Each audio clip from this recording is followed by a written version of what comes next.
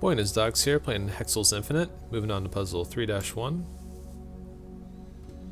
So we're going to start at the top and take a look at these dash 2s. We know that one of these two is going to have to be blue and one of these two is going to have to be blue. There has to be a space between the two that are selected, so it could be a variety of combos, but we know at the very least that. And so if we look at this 4, we know one of these two is going to be blue and the same on the other side, so that will count 2 towards the 4. That leaves only 2 left, the top and the bottom, and so we know we can mark those. Now if we look at these rows, we already have 1 for those 2, and we know again that one of these 2 will be blue and one of these 2 will be blue, solving those 2, and so we can eliminate these outside hexagons. We can do some basic moves. We have our 1 there. We can eliminate the rest.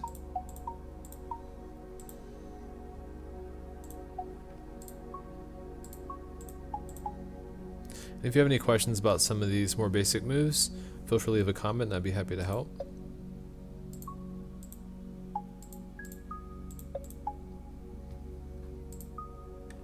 Okay, 1, 2, 3. We have our 3 there. Alright, so we got our right side. Let's take a look at this 4 here. So we've got 3. That leaves 1 left over here. And we know one of those is going to be these 2, so we can eliminate these 2 here. Got our 2 there, 1, 2. So now we've solved for this 2, we've solved for that 4. Okay. So coming down here, we got a 4, we have 3 here, so we know 1's going to be here, and the rest of these 4. And we know that one of these 2 will have to be the blue for this 2 to work. Because the dash 2, they can't be next to each other, we know that only 1 could be here, requiring 1 more to be on this side.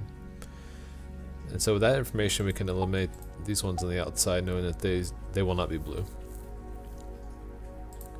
Alright, so now on this row, there's a total of 6, and we have 6 left.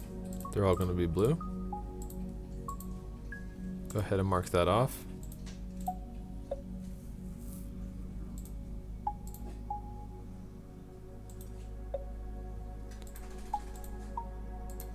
Alright, so we got the bottom done. We can go ahead and mark this 5 and this 4 off.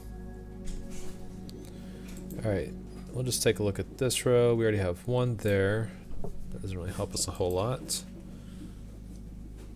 And we have 1 left here. And 2 left here. Alright, so for this 2 up here, we know one of these 2 will have to be blue for this dash 2 to work, and so that would give us 1, 2, so we could eliminate the rest here.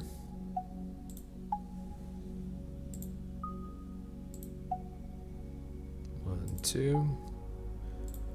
Alright, so we've solved for the top now. And we got zeros, which are always nice and easy. 1, 2 for that one.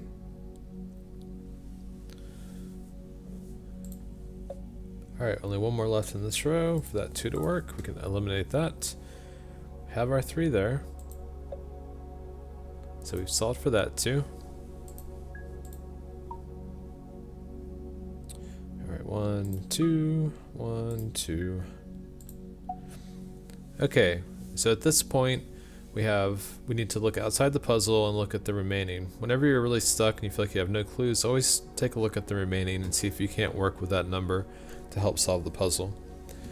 So we see that we have 3 around this particular hexagon, and we have 3 left, so we know anything on the outside can be eliminated.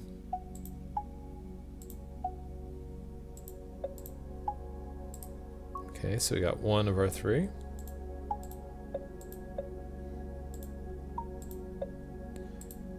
And we got the last 2. Getting it perfect in 3-1. If you have any comments or questions, feel free to leave me a comment on the YouTube video. And if you like, please like and subscribe. I'd appreciate it.